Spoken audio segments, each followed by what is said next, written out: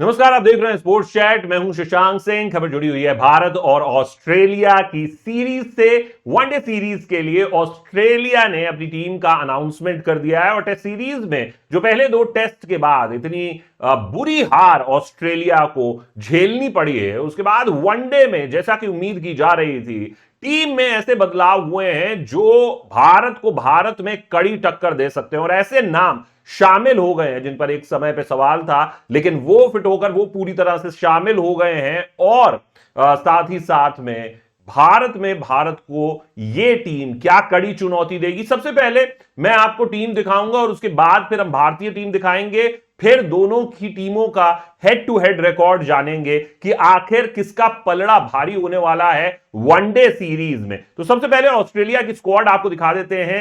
ये ऑस्ट्रेलिया की टीम है जिसमें पैट कमिंस अब पहली बार आपको कप्तानी करते हुए नजर आएंगे वनडे टीम की भी। और उसके बाद आप देखिए शॉन एबट, एस्टन एगार, एस्टन एगार वापस आ जाएंगे। अभी तो डोमेस्टिक के लिए भेज दिए गए, उनको लेकर बहुत सारे सवाल उठे हैं कि क्यों उन्होंने नहीं खेला जो टेस्ट मैचेस थे, जबकि आए थे वो बतौर पहले स्पिनर्स। लास्ट टेस्ट खेला था दक्षिण अफ्रीका के खिलाफ, लेकिन उसके बाद यहां पर भारत में आकर वो क्यों नहीं खेले। डैन विटोरी जो हैं वो ऑस्ट्रेलियाई टीम के साथ जुड़े हुए हैं, बाएं हाथ की गेंदबाजी को वो जानते हैं। तो बहुत सी खबरें निकल कर आई, ये भी कहा गया कि एस्टन एगार जो हैं वो नेट्स में बहुत अच्छी गेंदबाजी नहीं कर पा रहे थे और इसी वजह से क्यूनमैन आए और उनको डायरेक्टली ड्राफ्ट इन कर दिया गया था टेस्ट टीम में। और एस्टन एगार को अब वापस से शेफील्ड शील्ड के लिए भेज दिया गया है डोमेस्टिक में खेलने के लिए और अपनी गेंदबाजी पर काम करने के लिए, लेकिन वो वनडे सीरीज में आएंगे। हालांकि उनको डोमेस्टिक खेलने के लिए रखा गया। और यह भी है कि मिचेल स्वेप्सन जो कि एक लेग स्पिनर है, वो भी टीम के साथ अब टेस्ट में जुड़ चुके हैं। तो इस वजह से भी एस्टन एगार को क्योंकि वो रिदम में बने रहे, वनडे में ऑलराउंड की वो बहुत ही अच्छी भूमिका निभाते हैं, इस वजह से उन्हें शामिल किया गया है वनडे टीम में। एलेक्स कैरी हम जानते हैं, कैमरन ग्रीन अब फिट हो चुके हैं, ट्रेविस हेड, जॉश इंग्लिश इस टीम में का हिस्सा होंगे जो कि टेस्ट टीम में नहीं है। मानस लाबुशेन, मिचेल मार्श और ग्लेन मैक्सवेल, ये दो बड़े नाम हैं, दो बड़े ऑलराउंडर्स। और जो दो नाम यहां पर भारतीय पिचेस पर भारत को कड़ी टक्कर दे सकते हैं और भारत पर ऑस्ट्रेलिया का पलड़ा जो है उसको भारी कर सकते हैं, वो ये दो नाम है, मिचेल मार्श और ग्लेन मैक्सवेल। जाय रिचर्डसन आ जाएंगे। हालांकि जाय रिचर्डसन बहुत अच्छे गेंदबाज हैं, लेकिन भारत के सामने भारत में वो कितनी अच्छी गेंदबाजी कर पाएंगे, क्योंकि बिना बताए भारतीय बल्लेबाज पीटते हैं। तो कितनी कुटाई होगी ये देखना होगा जाय रिचर्डसन की। लेकिन मिक्स जो पेस मिक्स करने की उनकी गेंदबाजी है, वेरिएशन इन पेस, वो बहुत अच्छा करते हैं। मिचेल स्टार्क, मार्कस स्टोइनिस एक और ऑलराउंड खिलाड़ी जो अभी टेस्ट में नहीं है, वो वनडे में आएंगे। डेविड वार्नर फिट हो जाएंगे ऐसा माना जा रहा है, जो उनका हेयर लाइन फ्रैक्चर है बाई एल्बो का, वो तब तक फिट हो जाएगा। और एडम जैम्पा लेग स्पिनर, ये बहुत ही घातक गेंदबाज है। तो ये टीम बहुत ही पार पैक्ड टीम नजर आती है। लेकिन ऐसे में भारतीय टीम पर एक बार नजर जल्दी से डाल लेते हैं। हालांकि ये टीम आप जानते हैं, तो पूरी टीम पूरे स्क्वाड पर नजर नहीं डालेंगे। हालांकि बहुत से लोगों का यह कहना था कि संजू सैमसन को मौका मिलना चाहिए था, वो नहीं मिला। जयदेव उनडकट को 10 साल बाद टीम में ड्राफ्ट इन किया गया है, क्या उन्हें मौका भी मिलेगा?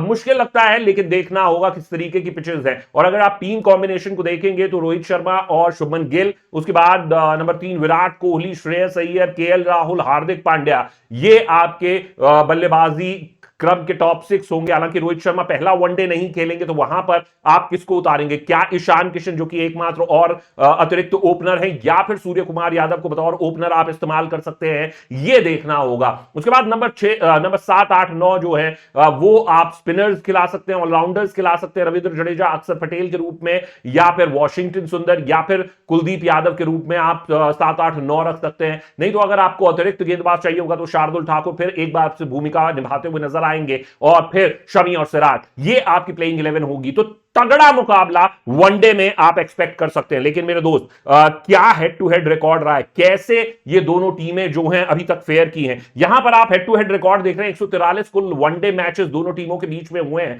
53 बार भारत जीता है, यानी महज 37% मेरे दोस्त, और 80 बार ऑस्ट्रेलिया जीता है, यानी कितनी परसेंटेज, 56% के करीब। 10 मैचेस दोनों टीमों के बीच में नो रिजल्ट भी हुए हैं। पहला मुकाबला मैं आपको बता दूं कि 1980 में मेलबर्न एमसीजी में खेला चला गया था और वो मुकाबला भारत ने 66 रनों से जीता था। लेकिन उसके बाद से आप देख रहे हैं कि ऑस्ट्रेलिया का पलड़ा कितना भारी रहा है। कुल मिलाकर 59 सीरीज का ये दोनों टीमें हिस्सा रही हैं, जिसमें से 27 सीरीज ऑस्ट्रेलिया जीती है, 15 सीरीज भारत जीती है और 16 सीरीज इन केस ऑफ अगर ट्रायंगुलर सीरीज है या फिर मल्टी नेशन सीरीज है तो वहां पर 16 सीरीज बाकी टीमें जीती है, एक सीरीज दोनों टीमों के बीच में शेयर हुई है यानी कि ड्रॉ हुई है। इसके अलावा वर्ल्ड कप की अगर हम बात करें तो 12 वर्ल्ड कप मुकाबलों में से 8 ऑस्ट्रेलिया जीता है, 4 भारत जीता है। लेकिन पिछली 3 बार से भारत का पलड़ा भारी है वर्ल्ड कप में 2-1 से। और उसके अलावा अगर हम पिछली 2 सीरीज की बात करें तो पिछली बार जब भारत और ऑस्ट्रेलिया के बीच में वनडे सीरीज हुई थी ऑस्ट्रेलिया में तो 2-1 से ऑस्ट्रेलिया जीता था।